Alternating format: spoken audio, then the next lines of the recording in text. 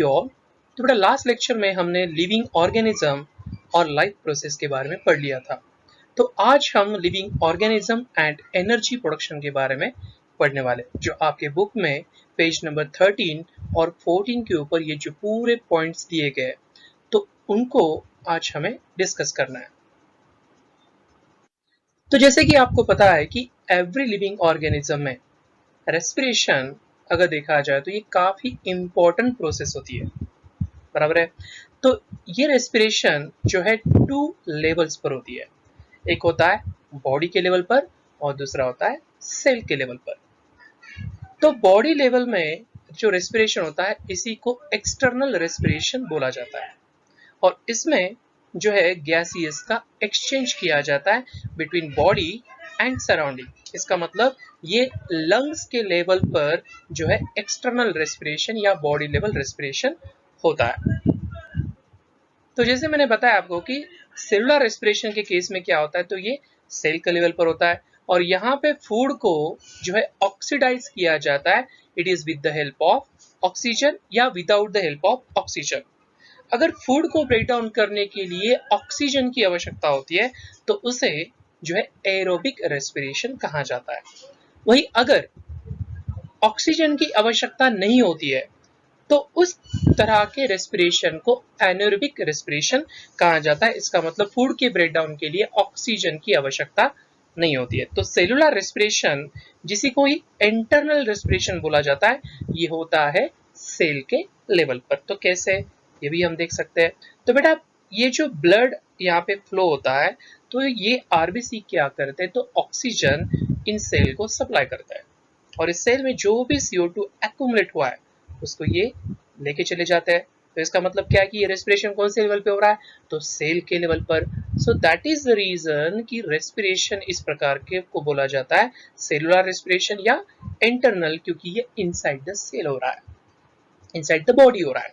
वही अगर body level respiration की बात कर रहे हो तो ये जो है इसमें बॉडी जो है सराउंडिंग के साथ मतलब गैसेस का एक्सचेंज करिए। जैसे कि यहाँ पे ऑक्सीजन आपको पता है वो इनहेल किया जाता है और बॉडी में से CO2 को एक्सेल किया जाता है। इसी को हम बोलते हैं एक्सटर्नल रेस्पिरेशन, जो बिटवीन एनवायरनमेंट एंड लंग्स के बीच में होता है। इसका मतलब it is at the lungs level. Then हम पढ़ते हैं कि सेलुलर रेस्पिरेशन होता क्या है। तो बेटा रेस्पिरेशन एक प्रोसेस है जिसमें एनर्जी जो है रिलीज की जाती है। तो कैसे, it is by breaking down the nutrients, और आपको पता है कि न्यूट्रिएंट्स में क्या होता है, तो एनर्जी होती है। तो इस एनर्जी को रिलीज किया जाता है इस रेस्पिरेशन प्रोसेस में, और इस जो एनर्जी रिलीज हो रही है इसको स्टोर किया जाता है ATP के फॉर्म में। और आपको पता ही है कि ग्लूकोज जो है वो हमें इंस्टेंट एनर्जी देता है। इसका मतलब क्या है कि मोस्ट प्रीफरेबल सोर्स कौन सा होगा, मेन सोर्स कौन सा होगा, तो वो होगा ग्लूकोज। और ग्लूकोज से अगर एनर्जी रिलीज करवाना है तो कौन सी प्रोसेस करनी पड़ेगी, तो उसके लिए आपको सेलुलर रेस्पिरेशन मतलब अगर देखा जाए तो ब्रेक डाउन इस ग्लूकोज का करना पड़ेगा, और इस ग्लूकोज में जो एनर्जी है इसको रिलीज करना पड़ेगा, और हमारी बॉडी ये जो एनर्जी रिलीज होती है इसको स्टोर करती है ATP के फॉर्म में। इसका मतलब एडेनोसाइन ट्राइफॉस्फेट के फॉर्म में, और इसी ATP को बोला जाता है एनर्जी करेंसी ऑफ सेल। तो ये करेंसी क्या होता है बेटा, जिसे हम चलन बोलते हैं। जैसे कि मुझे बताओ कि कोई भी अगर आपको काम करवाना है किसी से, ठीक है, तो आपको क्या करना पड़ता है, आपको पैसे देना पड़ता है। वैसे ही हमारे बॉडी में कोई अगर काम करवाना है सेल को तो उसको ATP की आवश्यकता होती है। इसका मतलब पैसे की आवश्यकता है। तो ये यहाँ पे पैसा हमारे बॉडी में क्या है, तो वो है ATP, और ATP को इसीलिए बोला जाता है it acts as energy currency of cell, ठीक है। और जैसे मैंने बताया अभी कि रेस्पिरेशन जो है 2 तरह का होता है। अगर फूड के ब्रेकडाउन के लिए ऑक्सीजन की रिक्वायरमेंट है तो उस केस में उस प्रकार के रेस्पिरेशन को एरोबिक रेस्पिरेशन बोला जाता है। इसका मतलब यहाँ पे आप रेस्पिरेशन का क्लासिफिकेशन भी कर सकते हो। It is on the basis of involvement of oxygen. अगर ऑक्सीजन यूज हुआ तो उसे एरोबिक रेस्पिरेशन बोला जाता है। अगर ऑक्सीजन नहीं यूज हुआ फूड के ब्रेकडाउन के लिए तो उस प्रकार के रेस्पिरेशन को बोला जाता है एनारोबिक रेस्पिरेशन, जिसमें ऑक्सीजन इन्वॉल्व नहीं होता है। और ये एरोबिक रेस्पिरेशन किन किन में होता है? तो बेटा ये प्लांट्स हो या एनिमल्स हो, इनमें एरोबिक रेस्पिरेशन होता है। वही एनारोबिक रेस्पिरेशन अगर देखा जाए तो ये कुछ बैक्टीरिया में, जर्मिनेटिंग सीड्स में, आरबीसी में जो है एनारोबिक रेस्पिरेशन होता है। वो कैसे, और डिटेल में भी हम ये पढ़ने वाले हैं। तो जैसे कि मैंने आपको बताया कि सेलुलर रेस्पिरेशन को आप क्लासिफाई कर सकते हो, और ये कैसे? तो it is on the basis of involvement of oxygen. तो ऑक्सीजन अगर इन्वॉल्व हुआ तो उसे आप क्या बोलोगे? Aerobic respiration. इसका मतलब फूड के ब्रेकडाउन के लिए यहाँ पे ऑक्सीजन जो है यूज हो रहा है। वही अगर ऑक्सीजन नहीं इन्वॉल्व हो रहा है तो उसे बोला जाता है एनारोबिक रेस्पिरेशन। और ग्लूकोज जो कि एक न्यूट्रिएंट है, जो कि एक इंस्टेंट एनर्जी देता है, तो इसको ऑक्सीडाइज करने के लिए जो है अगर ऑक्सीजन इन्वॉल्व हो रहा है तो उसको हमने क्या बोला था? Aerobic respiration. और ये एरोबिक रेस्पिरेशन 3 स्टेप्स में होता है। वही एनारोबिक रेस्पिरेशन जो है वो 2 स्टेप्स में होता है। वो कैसे, वो भी हम डिटेल में आगे पढ़ने वाले हैं। जैसे कि यहाँ पे 3 स्टेप्स कौन से? तो पहला स्टेप होता है ग्लाइकोलाइसिस, दूसरा स्टेप्स होता है क्रेब्स साइकिल, और तीसरा होता है इलेक्ट्रॉन ट्रांसपोर्ट सिस्टम, जिसको हम डिटेल में पढ़ेंगे। वही एनारोबिक रेस्पिरेशन में 2 स्टेप क्या है? तो पहला स्टेप होता है ग्लाइकोलाइसिस और दूसरा स्टेप होता है फर्मेंटेशन, जिसको हम पढ़ेंगे। और ये आपको अच्छी तरह से याद रखना है कि एरोबिक रेस्पिरेशन में ग्लूकोज का कंप्लीट ऑक्सीडेशन होता है, बराबर। और मैं कंप्लीट ऑक्सीडेशन क्यों बोल रहा हूँ? क्योंकि बेटा जब कोई न्यूट्रिएंट का कंप्लीट ऑक्सीडेशन होता है, जैसे कि यहाँ पे ग्लूकोज है, तो इसका मतलब वो कंप्लीट ऑक्सीडाइज हो रहा है, तो उसका एंड प्रोडक्ट जो आता है वो इनऑर्गेनिक होता है। जैसे CO2 और वाटर, इसमें आपको प्रोडक्ट मिले, इसका मतलब क्या है कि ये एंड प्रोडक्ट यहाँ पे जो मिल रहा है वो इनऑर्गेनिक है। अगर ये इनऑर्गेनिक है, इसका मतलब यहाँ पे कंप्लीट ऑक्सीडेशन इस ग्लूकोज का हो रहा है। वही अगर एनारोबिक रेस्पिरेशन होता है तो ग्लूकोज का कंप्लीट ऑक्सीडेशन नहीं होता है, तो इसीलिए यहाँ पे लिखा है दे आर इनकम्प्लीटली ऑक्सीडाइज। इसका मतलब एंड प्रोडक्ट जो होता है वो ऑर्गेनिक होता है, जैसे कि लैक्टेट, अल्कोहल यहाँ पे बनता है। और ये डिपेंड होता है कि किस तरह का ऑर्गेनिज्म है, ठीक है। अल्कोहल अगर जनरेट होता है एंड प्रोडक्ट तो वो ईस्ट में होता है। वही अगर लैक्टेट होता है तो हमारे स्केलेटल मसल में होता है। इसका मतलब हमारे स्केलेटल मसल में एनारोबिक रेस्पिरेशन होता है, उसको भी हम पढ़ेंगे। और ये सबसे इंपॉर्टेंट बात है कि एरोबिक रेस्पिरेशन में एनर्जी जो होती है वो काफी ज्यादा रिलीज होती है। वही एनारोबिक रेस्पिरेशन में एनर्जी जो रिलीज होती है वो काफी कम होती है। और जैसे मैंने बताया कि एरोबिक रेस्पिरेशन हायर प्लांट्स और हायर एनिमल्स में होता है, तो इसका मतलब उसकी एनर्जी की रिक्वायरमेंट कैसी होगी? काफी ज्यादा। तो इसका मतलब एरोबिक रेस्पिरेशन में एनर्जी जो रिलीज होगी वो ज्यादा ही होगी। वही एनारोबिक रेस्पिरेशन ये लोअर ऑर्गेनिज्म में होता है और इनको एनर्जी की आवश्यकता कम होती है। इसका मतलब एनारोबिक रेस्पिरेशन में एनर्जी कैसे रिलीज होगी? वो काफी कम होगी।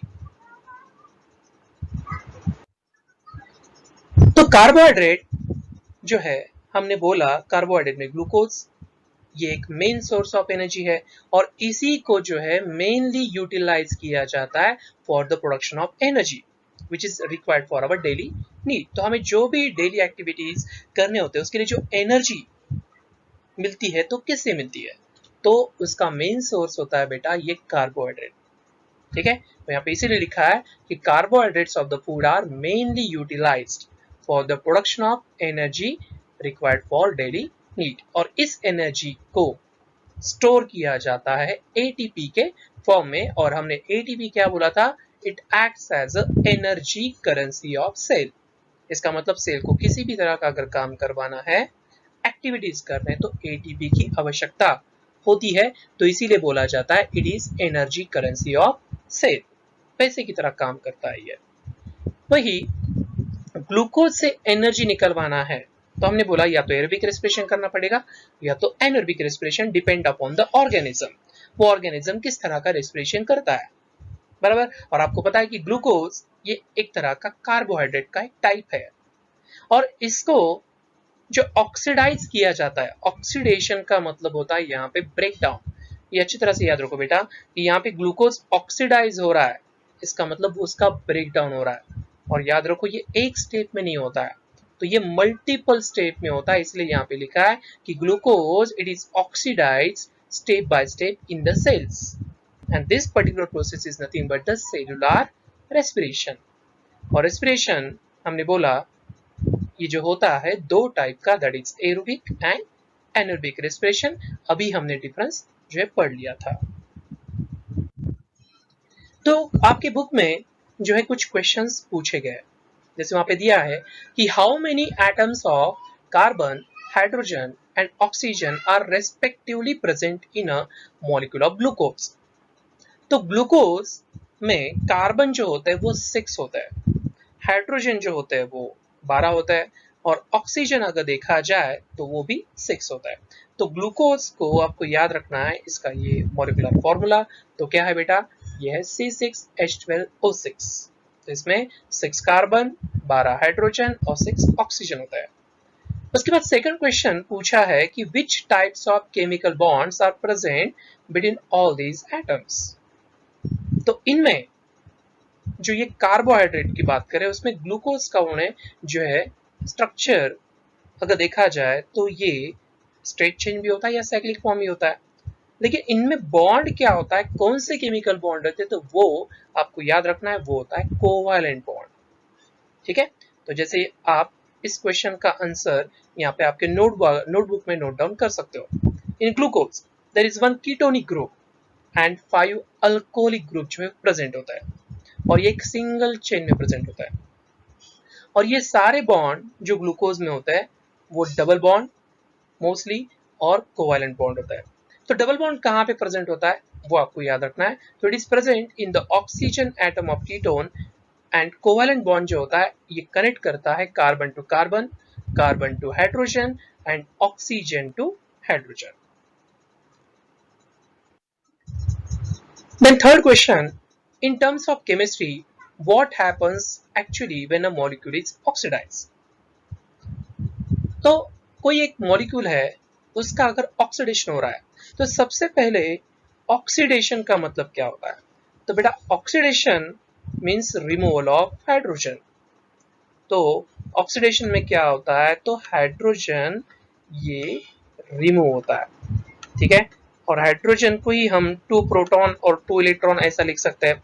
तो हम क्या करेंगे, एक एग्जांपल देखते हैं। तो जैसे यहाँ पे दिया है, ठीक है, तो यहाँ पे आप देख सकते हो कि ये जो NaDH2 है ये एक मॉलिक्यूल है, ठीक है, और इसको अगर हमने ऑक्सीडाइज किया तो ऑक्सीडेशन में क्या होता है कि हाइड्रोजन रिमूव होता है और हाइड्रोजन को लिखा जाता है 2 प्रोटॉन और 2 इलेक्ट्रॉन। इसका मतलब ऑक्सीडेशन में मॉलिक्यूल जो होता है वो इलेक्ट्रॉन को लूज करता है, बराबर, और अपनी ऑक्सीडेशन स्टेट को जो है वो बढ़ाता है। तो आपको यहाँ पे सिंपल सा ये बात याद रखनी है कि ऑक्सीडेशन मतलब रिमूवल ऑफ हाइड्रोजन। इसका मतलब किसी मॉलिक्यूल का ऑक्सीडेशन हो रहा है तो इसका मतलब उसमें से इलेक्ट्रॉन क्या हो रहे हैं, वो लूज हो रहे हैं। इतना याद रखा तो भी सफिशिएंट है, इसका मतलब उस मॉलिक्यूल्स में से एनर्जी जो है वो निकल रही है, वो रिलीज हो रही है। उसके बाद हम बात करते हैं